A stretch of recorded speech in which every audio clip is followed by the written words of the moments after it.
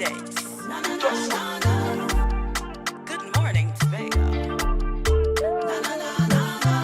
Wake up with Candace Good morning, and welcome back to Good Morning Tobago right here on Tobago Updates. And as we continue our conversation this morning, we're talking about sargassum seaweed removal and management here on the island of Tobago.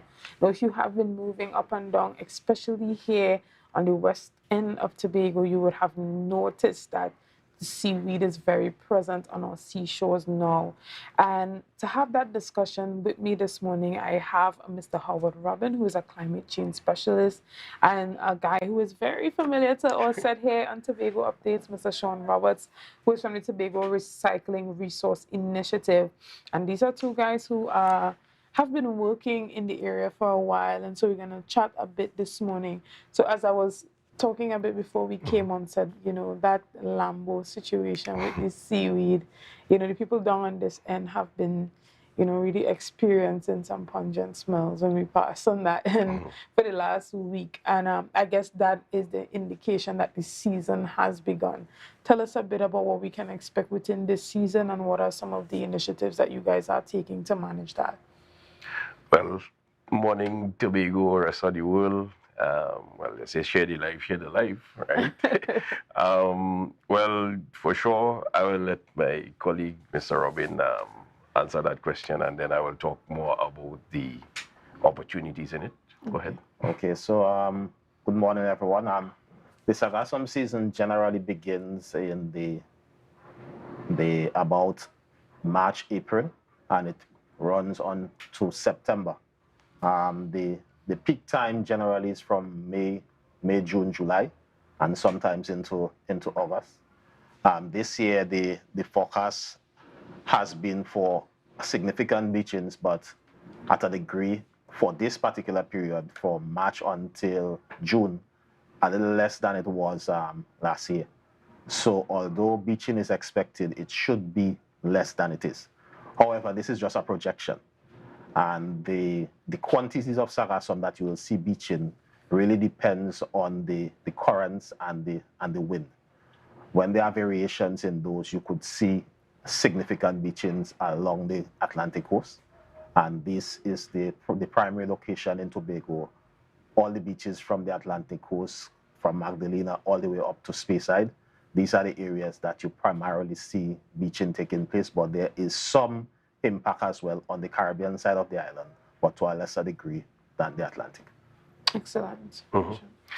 Well, in fact, last year for World Environment Day, on June 5th, we actually decided from the private sector, recycling, waste and logistics, and other members of the private sector, including the mechanical section of the Division of Infrastructure, Quarries and Urban Development, decided to undertake an intervention activity.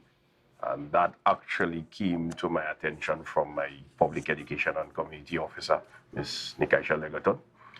And she had brought it to my attention that that is adversely affecting, the persons living from Lambo right up to Speyside. She resides in the countryside too, where she gets adversely affected as well.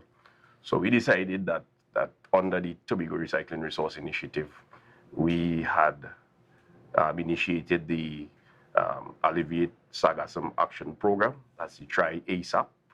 So that is something that every year for World Environment Day, we're going to have a major cleanup, especially in the mostly affected beaches. We were able to complete our first annual cleanup last year. We was able to remove 300 tons of sargassum from the Lambo Beach.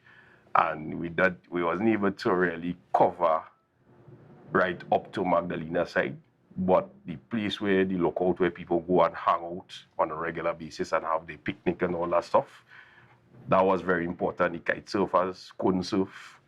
And as soon as that cleanup took place, everybody was able to come and picnic, surf, fish, do other things.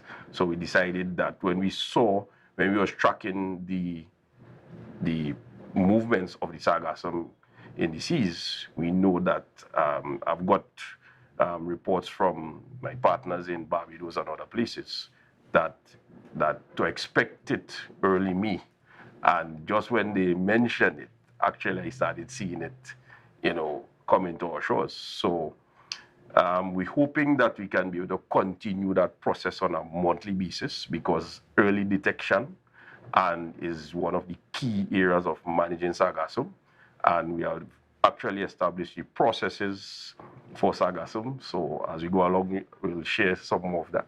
All right, and before we go on a bit, this is in connection with the Division of Infrastructure, the project, the cleanup project for the beaches. Well, basically, that is mostly private sector driven. Okay. Because we are the ones, especially persons in the private sector, either residing in the communities or they operating in the communities, have decided to come together to have this activity clean up. Some government agencies are involved because, the Civilian Conservation Corps, even the TEMA, they actually are part of that response team. So we're more working towards establishing that program and expanding it to where it can be reused as a resource. And we have at least accomplished our first milestone in getting that going. That's why you see the products on the table. That's vermicomposting. And that's where we use the microorganisms to control the breakdown. And actually that is combined with food waste, certain animal waste, fresh grass cuttings, what you collect from the roadside. And so that we was able to produce that in collaboration with the URP. Okay, and we're going to talk a bit more about some of the opportunities that came out from cleaning up the sargassum. But Mr. Robin, is it safe to say that with the impact of climate change, the sargassum seaweed is getting worse now than before? Sargassum seaweed is not something that is new to the Atlantic. In the Sargasso Sea, sargassum is naturally occurring. It's an ecosystem there that is extremely beneficial.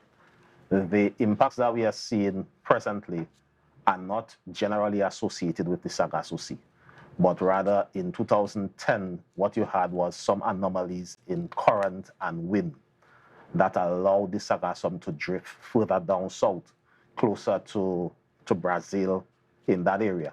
And that is the new source of sargassum that you've seen affecting the general Caribbean.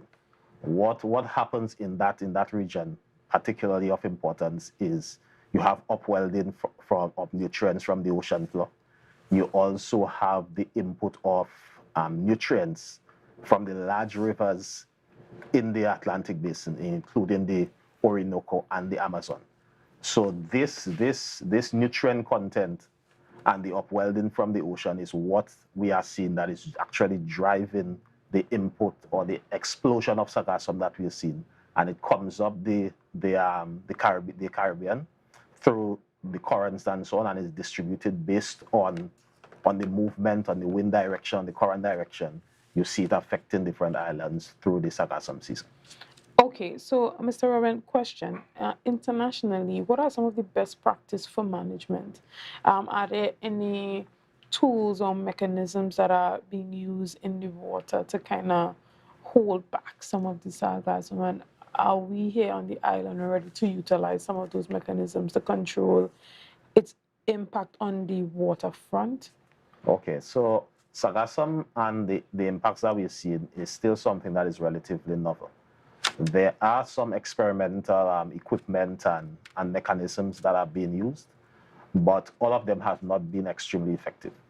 The Caribbean, and in particular a few islands, have recognized that the processes that we have been using have not always been effective. Particularly, one of the things that we have been doing is using heavy equipment on the beach when the sargassum have beached.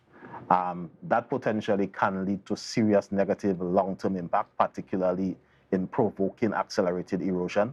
And indirectly, you do not want to try to treat it one problem and create another one.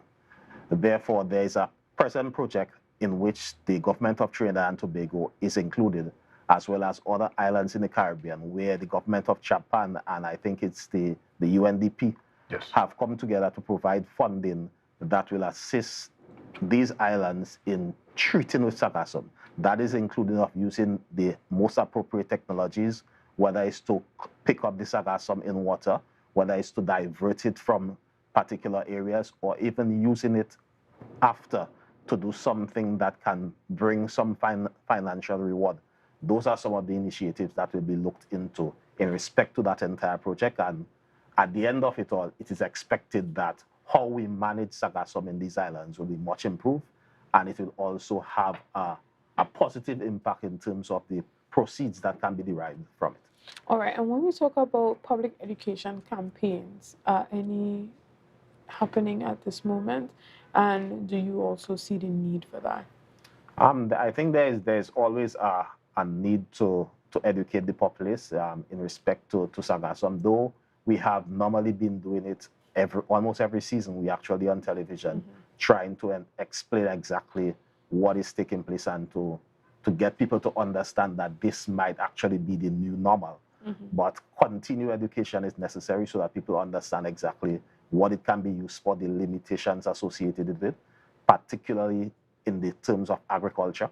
Sargassum, based on the testing that has been done thus far, at times can contain heavy metal. So you do not want to create a product or use it as food stock for agriculture, when indeed it might contain those heavy metals that could potentially be harmful to human beings on consumption. Excellent, because that was about to be one of my next questions to you, Shawn. Yeah. And we talk about lab testing and stuff before utilizing it for other products, because Right. we're going to talk about some of the other products that Sure. you guys have created and the potential for products to be created. But when we talk about lab testing, on what scale are lab tests being conducted on the sargassum that you guys extract from the beach before you begin production? Right. Well, usually because of the absence of the appropriate testing tools for sargassum, and that is why I must thank the government of Japan and the UNDP for approving $2 million US for the adversely affected islands, Caribbean islands, for sargassum management. In fact, I've been fortunate to be one of the key stakeholders that have been part of that planning process that started in 2021 right up till now. And part of the negotiation was to any funding that is allocated for Trinidad and Tobago, Tobago must have its own budget to deal with that. And that competition, that challenge is coming up very soon. In fact, I've got alerted, it came to my desk last week, that to start preparing groups in Tobago to respond with their proposals and stuff. And one of the things, key components that I've been advising groups, pre-alerting them on it, is that we must invest in testing tools, because sargassums have a wide variety of different types. So hence the reason we have to test metals. Actually, it's something that you're supposed to do every 2 to 3 months, because based on the conditions in the water, for example, like in Brazil, they do a lot of industrial activities. So that is why you have the potential presence of metals. Another thing that a lot of people are not aware of is that sargassum is like a magnet in the sea. So any metallic content in our oceans, the sargassum attracts those metals. Basically, as much as sargassum could be a nuisance, it's also a protection agent for climate change. So hence the reason extracting everything from the sea, not all the time is the greatest idea, but because we experience heavy landfall, that is why we more recommend the harvesting of sargassum from when it's landfall, when it is fresh, because we had for the last cleanup, we had invested in manual harvesting tools, because there are certain areas where equipment cannot go. You'll have to manually heap it up, and you only use medium to light equipment to grab the heaps and remove it safely. So that is something that is missing, the testing tools. However, when we do a production like our vermicomposting activities, we actually do a series of batch testing. We use different labs, the Ministry of Agriculture lab in Centeno, and we also use the labs in UE, the field station labs as well, to be able to get like an independent opinion on the mix. And fortunate, the first testing we did, they found 0 metals in it. The only thing they advise is that it was highly acidic. So we just used some eggshells and cocoa peat and balance the pH. However, the use of the microorganisms like the solar flies and the earthworms, those actually manage the breakdown in a controlled setting, right? So now when you include that in your compost pile with shredded office paper and shredded cardboard and stuff, the cellulose combined with the sargassum, even that too, we have actually produced mushrooms right here in Tobago. Wow. So the only thing, absence of testing tools to test that is edible. So it has so much derivatives that can come out of it, but we have to follow the right procedures. And one of the things that we have to bear in mind is that when you harvest it, you have to have a proper depot site to be able to manage it. Because one of the things that when you dispose, you have to worry about leachate. So I came from wastewater treatment background. I started off with that before I went into solid waste recycling and manufacturing. So you always have to manage your leachate where you naturally have your treated water, where you can be able to use it. If you dispose that straight on the floor, or go take sargassum and use it around your plant, you will burn up your plants. Some people think that, oh, it can affect my vegetation, so I'm good. But it's just as I said, the same day, bush up our water, you go with her.